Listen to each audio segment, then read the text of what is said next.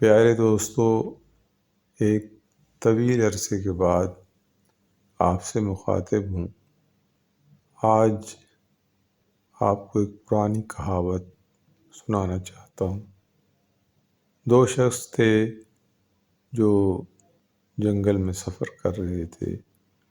ایک کا نام سچ تھا اور ایک کا نام جھوٹ تھا۔ یہ نام ہی نہیں تھے بلکہ دونوں کردار کے لحاظ سے بھی۔ جس کا نام جھوٹ تھا وہ ہمیشہ جھوٹ بولتا تھا، اور جس کا نام سچ تھا وہ ہمیشہ سچ بولتا تھا۔ جھوٹے آدمی نے سچ سے کہا، بہتر ہے کہ ہم نہا لیں، مجھے بہت گرمی محسوس ہو رہی ہے۔ سچ مان گیا۔ ایک ندی بہہ رہی تھی، دونوں نے اپنے کپڑے اتار کے اس ندی کے کنارے رکھے اور نہانے لگے۔ جھوٹ جلدی سے نہایا اور سچ کے کپڑے پہن کر فوراً رفو چکر ہو گیا۔ جب سچ نہا کر باہر نکلا تو اس کے کپڑے غائب تھے۔ مجبوراً اسے جھوٹے انسان والے کپڑے پہننے پڑے۔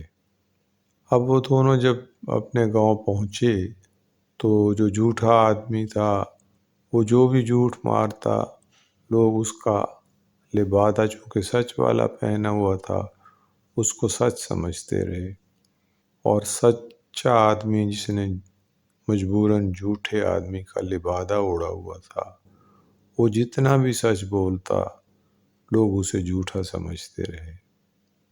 یعنی اپنے لبادے کی تبدیلی کی وجہ سے جھوٹا سچا ہو گیا اور سچا جھوٹا ہو گیا۔